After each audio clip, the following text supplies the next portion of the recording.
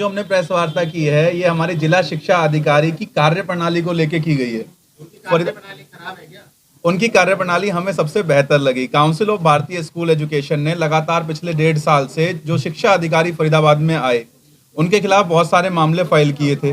हमारे मुद्दे बहुत सारे थे। सबसे पहला जो हमारा मुद्दा था वो ट्रिपल पी को लेकर के होगा। आप सभी को याद होगा कि हरियाणा सरकार ने एक नियम बनाया था कि बिना परिवार पहचान पत्र के किसी भी स्टूडेंट का दाखिला किसी स्कूल में नहीं होगा, जिसको लेकर के काउंसिल ऑफ भारतीय स्कूल एजुकेशन ने एक मामला कोर्ट में दायर किया था 91 सीपीसी में जनहित याचिका के दौरान।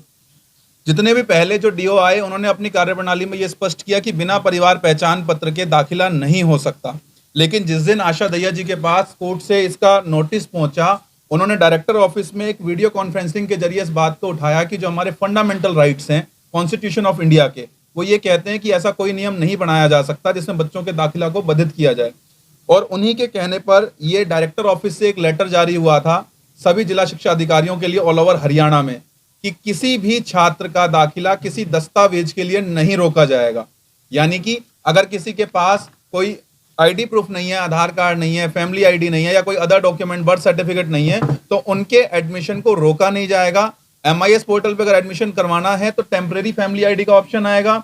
फिर भी टेम्परेरी भी आप जनरेट नहीं कर पा रहे बिकॉज आधार कार्ड नहीं है, तो सुप्रीम कोर्ट ने एक जजमेंट दी थी 2018 में जिसमें आधार कार्ड का सेक्शन 54 नल एंड वॉइड किया गया था, जिसके तहत उसको हवाला देते हुए विड्रॉल रजिस्टर में उनका एडमिशन कर लिया जाएगा। तो ये बहुत बड़ा कदम था जिला शिक्षा अधिकारी की तरफ से ऑल ओवर हरियाणा। मैं आपकी जानकारी में लाना चाहूंगा जी, 10 तारीख को कोर्ट ने ये ऑर्डर पास किया था जिसमें इन्होंने ये लेटर जारी करवाया अपने डायरेक्टर ऑफिस से, कोई भी स्टूडेंट हरियाणा के अंदर किसी भी स्टेट से आया हुआ हो उसका दाखिला इस लेटर के प्रभाव से तुरंत प्रभाव से हो रहा है जिनके डायरेक्टर ने जारी किया है। अगर कोई ऐसा छात्र अभी भी रह गया है जिसका दाखिला किसी सरकारी या निजी विद्यालय में इन दस्तावेजों के आधार पर नहीं हो रहा तो वो हमारे काउंसिल ऑफ भारतीय स्कूल एजुकेशन से संपर्क कर सकते हैं, उनका दाखिला तुरंत करवा दिया जाएगा। जिसके बाद ऐसा अधिकारी जिसने हमें कोऑपरेट किया छात्रों के हित के लिए, ऐसा अधिकारी फरीदाबाद में हमारी नॉलेज में पहली बार आए। इससे पहले बहुत सारे अधिकारी आए। नहीं, तारीफ देखिए, जब हम उनके खराब कार्यप्रणाली पर सवाल खड़ा करते हैं, आप लोगों के माध्यम से हम बताते हैं कि जिला शिक्षा अधिकारी कितने गलत काम कर रहे हैं, तो जब सही काम करेंगे तो हमें ये भी बताना है कि वो काम सही कर रहे हैं। तरुण जी, सूत्र बताते हैं कि ये कॉन्फ्रेंस जो है डीओ के आदेश अनुसार की जा रही है। देखिए, काउंसिल ऑफ भारतीय स्कूल एजुकेशन अपना एक रुतबा रखता है, वो किसी के ना तो निर्देशों की पालना करता है ना आदेशों की।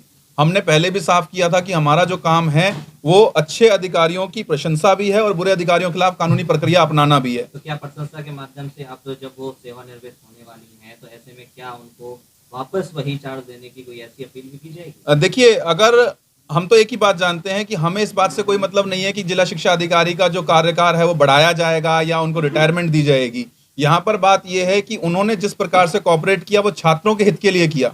अगर वो रिटायर होती हैं और दूसरे डीओ आते हैं, हम उनसे भी यही चाहेंगे कि वो छात्र हित के लिए हमारा समर्थन करें और हमारा सपोर्ट करें। ये छात्र की जहाँ आप बात कर रहे हैं, क्या किसी स्कूल में जाकर उन्होंने बसों की चेकिंग की कि इस बस की जो डेट है वो एक्सपायर है नहीं? आपकी जानकारी के लिए मैं वो भी ले आऊं कि जिस समय कोर्ट के आदेश हुए थे, जांच सुचारू रूप से शुरू हो गई थी। उसके बाद जिला उपायुक्त साहब ने सभी स्कूल्स के साथ एक मीटिंग की थी जहां पर सभी स्कूलों को, हम भी वहां प्रेजेंट थे एज पर कॉप्से के बिहाफ पर, और भी बहुत सारी प्राइवेट स्कूल एसोसिएशन और प्राइवेट स्कूल वाले वहां बैठे थे, जिसमें माननीय जिला उपायुक्त साहब ने सभी स्कूलों को 10 मई तक का समय दिया था अपने दस्तावेजों को ठीक करने का। जिला शिक्षा कार्य प्रणाली के बारे में बात कर रहे हैं तो इसके माध्यम से क्या बताना चाहते हैं? कोर्ट का इससे क्या देखिए, कोप्से अपने छात्रों के हित के लिए और अपने स्कूल्स के हित के लिए समय समय पर याचिकाएं दायर कर रहा था।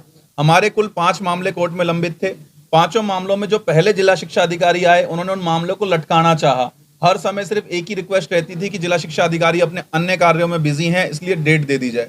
और इस बार जब एडमिशन का समय आया तो ये जिला शिक्षा अधिकारी ऐसी थी जिन्होंने समय ना मांगते हुए फर्स्ट डेट पे जब ये अपेयर हुए तभी छात्र हित में इन्होंने स्टेटमेंट दी कि मैं with in 3 days director office में बात करके Bihar, UP, Delhi, other state से जो भी छात्र आए हुए हैं ये लेटर जारी करवाऊंगी कि उनका एडमिशन हो सके।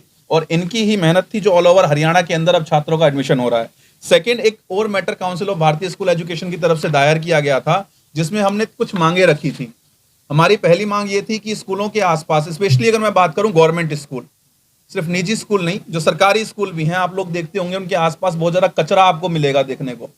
आवारा गोवंश, आवारा अन्य पशु वहां पर आपको मिलते हैं और आए दिन आप लोग खबरें दिखाते हैं कि आवारा पशुओं की वजह से ये दिक्कत हो गई, पशुओं से ये काट लिया बच्चों को घायल कर दिया। उसको लेकर के हम लगातार वहाँ पे डीसी ऑफिस में भी कंप्लेंट दे रहे थे, हमारे डायरेक्टर ऑफिस को भी कंप्लेंट गई थी। अपना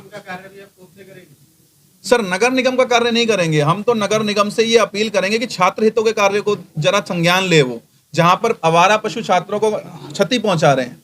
अरुण जी, जहां एक और आप डीओ के कार्यों की सराहना कर रहे हैं, तो वहीं मैं जानना चाहूंगा, जहां आप डिटेल में बता रहे हैं, तो क्या धूम्रपान के लिए, शिक्षा व्यवस्था के लिए, इनकी डिस्टेंस मेंटेन कराने के लिए डीओ के द्वारा कोई कदम उठाए गए? बिल्कुल उठाए गए सर। ये एक लेटर है जो कि 27/4, मैं ग्राउंड लेवल की ही बात कर रहा हूँ, 27/4/2024 का एक ही लेटर है जो कोर्ट केस में कॉप्से के बिहाफ पर डीओ मैडम ने सबमिट करने से पहले हमारे जिला उपायुक्त साहब को लिखा है स्पेशली, जिसमें इन्होंने मेंशन किया है कि ना केवल स्कूलों के आसपास सफाई व्यवस्था सुचारू रूप से की जाए, वहाँ स्ट्रीट लाइट, सीवर के मैन होलों को बंद किया जाए, आवारा पशुओं को हटाया जाए, और स्पेशली इन्होंने जो अभी आपने पॉइंट उठाया धूम्रपान वाला, स्पेशली मेंशन इसमें किया गया है पेज नंबर 2 पर। अगर आप देखेंगे फर्स्ट पेज पे लास्ट में, जिसमें साफ तौर पे लिखा गया है कि 6 तम्बाकू एक्ट 2003 के सेक्शन 6 के आधार पर अगर किसी भी शिक्षण संस्थान के 100 गज परिधि के दायरे में कोई तम्बाकू बेचता हुआ पाया जाता है तो उसका सिर्फ कोटप्पा एक्ट 2003 में चालान ना किया जाए,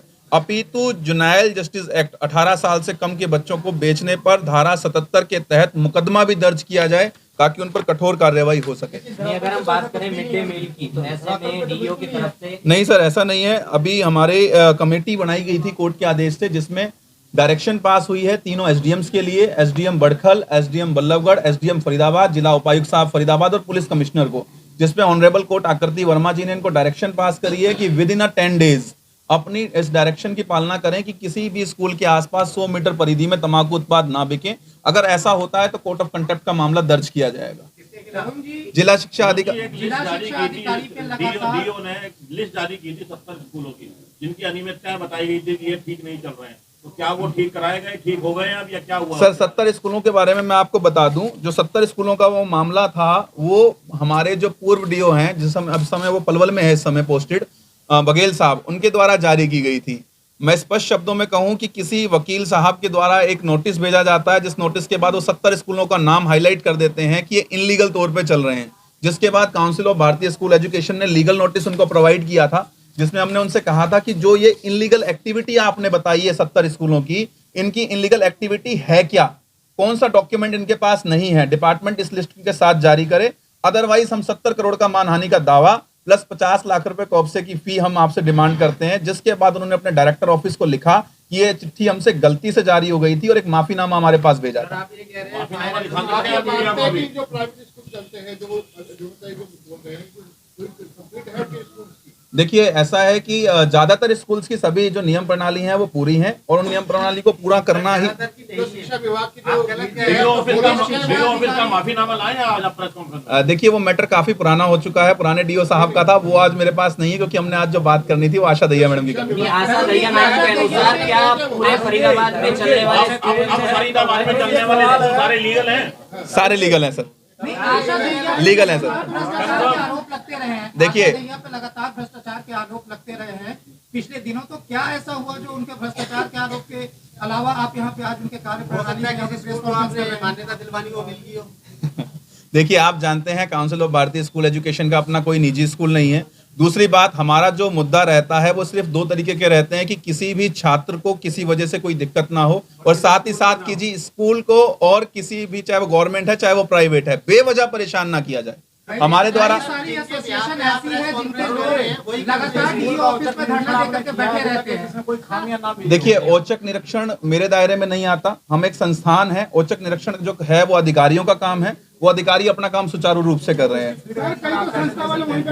कई संस्था ऐसे हैं जो डीओ ऑफिस में ही बैठे रहते हैं और बैठ करके सुबह से शाम तक वहीं बैठ करके अपना काम निकल जाते हैं।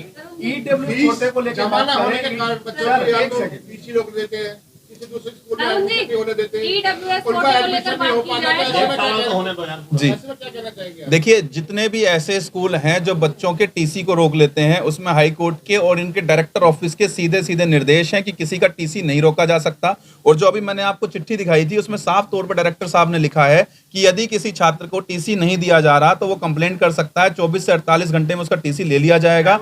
दूसरी चीज, टीसी लेना अब बच्चों का काम नहीं है टीसी लेने का, काम है जहां बच्चे वो दाखिला लेने जा रहे हैं उस स्कूल का काम है कि वो टीसी कलेक्ट करेगा। उनको इसलिए रोक दिया जाता है क्योंकि फीस जमा नहीं होती है, गरीब घर से होते हैं और शिक्षा विभाग की जो नीतियां हैं वो गरीब बच्चों को पढ़ाने की है। सर मैं उसमें आपको क्लियर करना चाहूंगा, अगर बच्चे का दाखिला नीति के तहत हुआ है, शिक्षा नीति के तहत हुआ है, राइट टू एजुकेशन आरटीई के तहत हुआ है, तो बच्चे को कोई भी फीस के लिए नहीं परेशान कर सकता। लेकिन यहाँ पर मेरी एक रिक्वेस्ट और भी है सर, जो हमारे कई छात्र ऐसे होते हैं जो पहले दाखिला लेते हैं लेकिन बाद में फीस पे नहीं कर पाते और उनका टीसी रोक लिया जाता है। अब वो नहीं रोका जाएगा, डायरेक्टर ऑफिस से ये भी निर्देश आ चुके हैं। लेकिन मैं उनसे भी रिक्वेस्ट करूंगा कि वो फीस क्लियर करें। अगर उनका सामर्थ्य नहीं है तो आरटीई के तहत दाखिला लें या सरकारी स्कूल उनके लिए हैं।